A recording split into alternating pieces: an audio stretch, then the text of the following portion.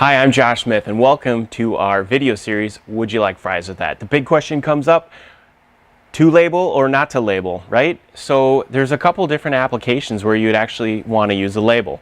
A lot of times you want to know how much capacity your beam level can hold, so you're going to want to put it on the face of the beam. Now you can have a peel and stick, or you can have these wonderful magnetic labels that just go into this placard.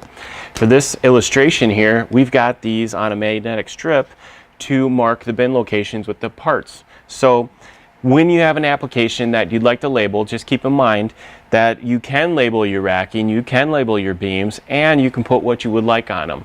For more information, be sure to tune in to us, or you can follow us on Instagram, LinkedIn, and Twitter. I'm Josh Smith, and that's your 60 seconds.